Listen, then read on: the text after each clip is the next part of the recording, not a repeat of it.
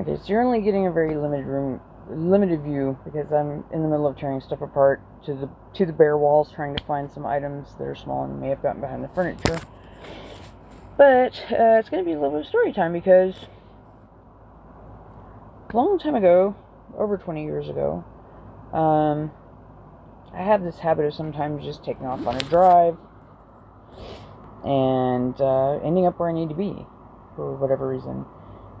I'm going to turn this fan off so you can actually hear me probably. So this happened some 20 years ago. I felt the urge to get in the car and drive, and I ended up at one of my my local occult store hangout over in League City, and they had just gotten back from.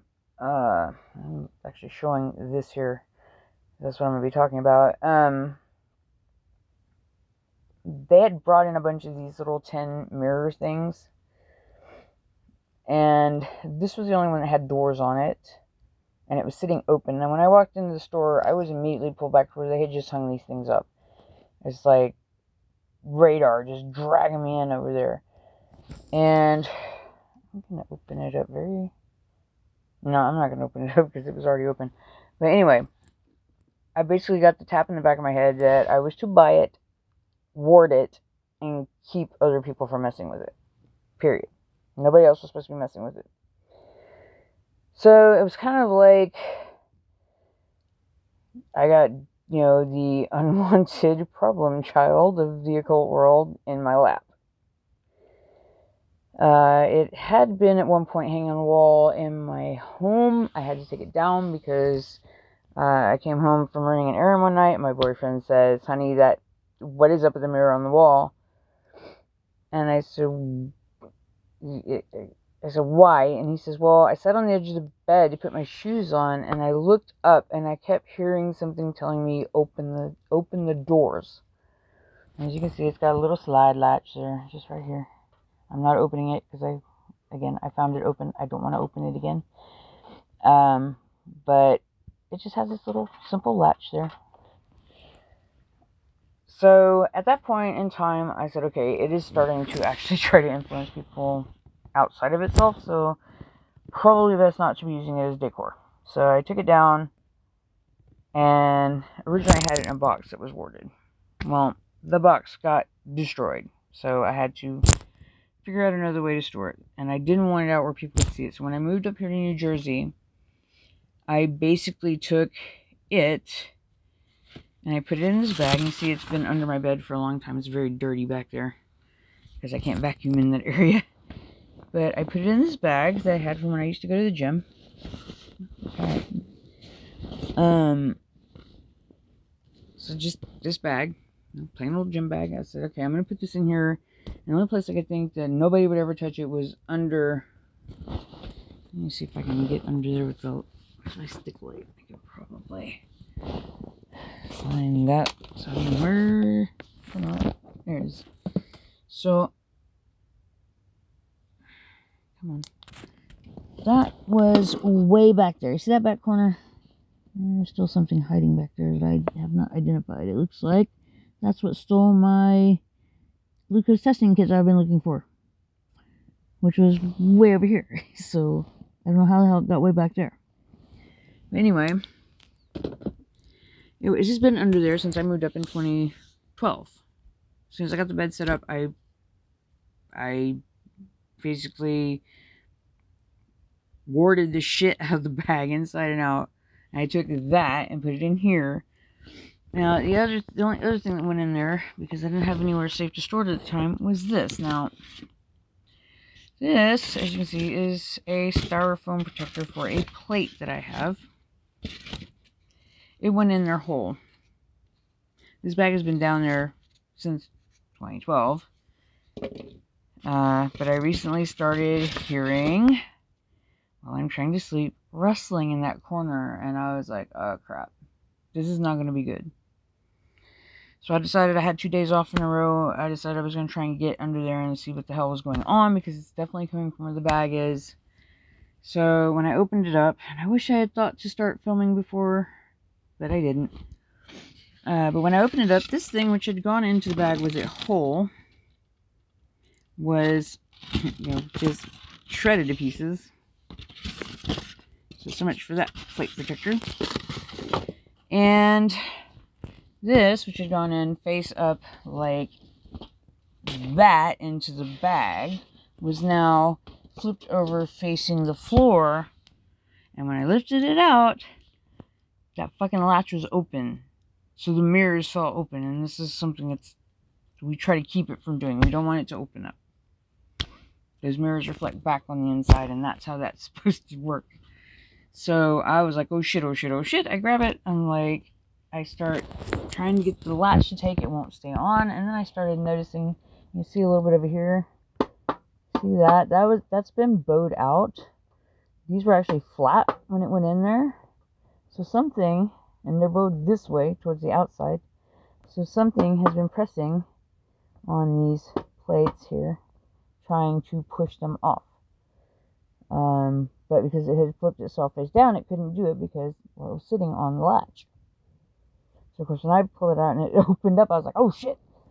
I'm grabbing, I'm flipping it, trying to get the stupid thing, and I realized the doors were warped, so I had to fiddle with it a little bit to get it to lock back up.